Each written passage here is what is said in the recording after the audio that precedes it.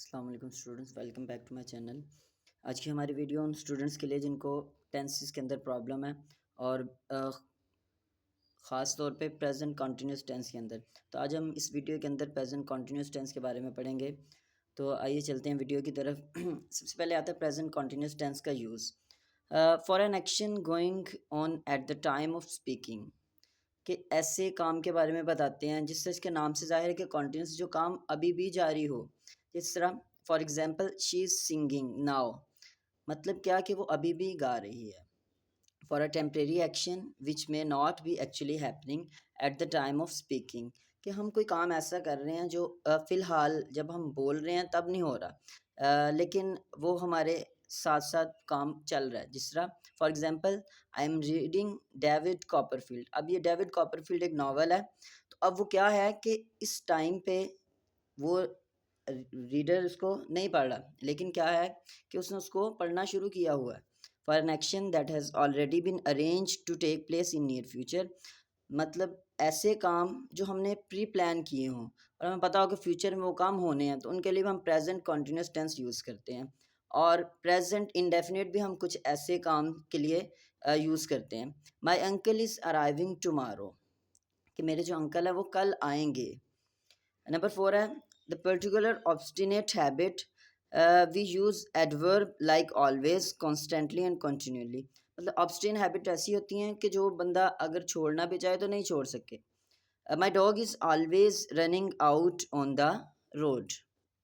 अब ये डॉग के बारे में बता रहे हैं कि उसकी आदत है कि जब भी वो बाहर जाता है तो वो सड़क के ऊपर दौड़ लगाता है।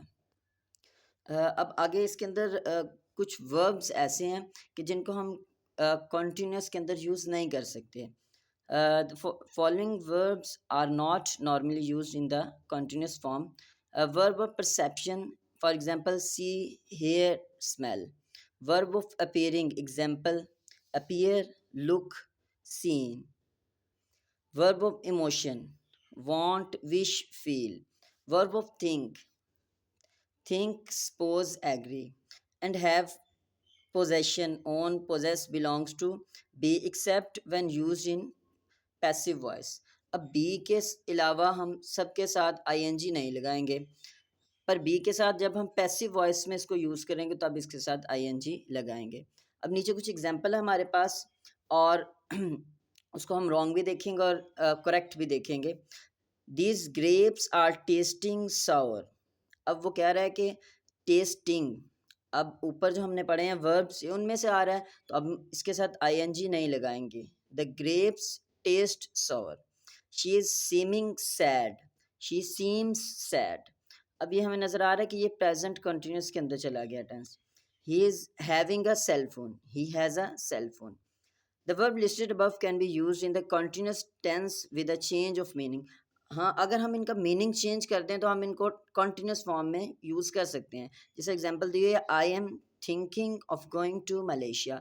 अब जो थिंकिंग है इसका मतलब है कि वो प्लान बना रहा है। दे आर हैविंग लंच, अब हैविंग का मतलब है कि वो उसको खाने, लंच को खा रहे हैं। ये तो हमारे पास थे कि हमने प्रेजेंट इसको कंटिन्यूस टेंस को यूज़ कब कब करना है।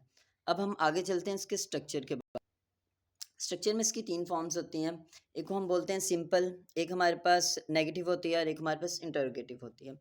अब जो स्ट्रक्चर तकरीबन सबका सेम होता है, बस आपने नेगेटिव में हेल्पिंग वर्ब के साथ नॉट का यूज़ करना है, और अगर आप इंटरोगेटिव में उसको यूज़ कर रहे हैं तो आपने जो हेल्पिंग वर्ब है उसको स्टार्ट पे लगा देना है।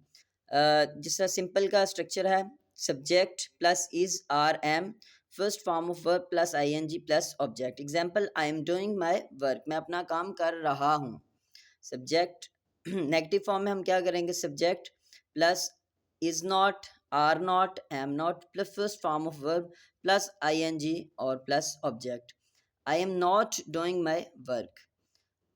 और इंटेरोगेटिव में हमने क्या करना है, इज आर एम को स्टार्ट पे ले आए, is are am plus subject plus first form of verb plus ING plus object. और इंटेरोगेटिव में आपने ख्याल रखना है कि आपने क्वेश्चन मार्क का लाजमी यूज़ करना है। Example, I doing my work, क्या मैं अपना काम कर रहा हूँ। ये इसके स्ट्रक्चर के बारे में था। और लास्ट में हम पढ़ेंगे कि हमने यूज़ हमने ये देखा कि हम इस आर एम की बार बार बात कर रहे हैं। हमने देखा कि बार बार हम इस आर एम की बात कर रहे हैं। अब हमने इस आर एम यूज़ कब करना है? अब इसके लिए हम जब ही शी इट और सिंगुलर नाउन होगा तो तब हम उसके साथ इज़ का यूज़ करेंगे। अगर हमारे पास सब्जेक्ट के अंदर वी यू दे और प्लूरल नाउन होंगे तो तब हम उनके साथ आर यूज़ करेंगे। और जब हमारे और जो एम है वो सिर्फ आई के साथ यूज़ होता है। जी, तो उम्मीद है कि आपके काफ़ी ज़्यादा डाउट्स क्लियर होंगे और कुछ नया सीखने को मिला होगा। तो अगर आपको वीडियो अच्छी लगे तो चैनल को लाइक करें, सब्सक्राइब करें और शेयर करें। और बहुत जल्द एक नई वीडियो के साथ आपकी खिदमत में हाज़िर होंगे। तब तक के लिए अपना ख़्याल रखिएगा। अल्लाह हाफ़िज़।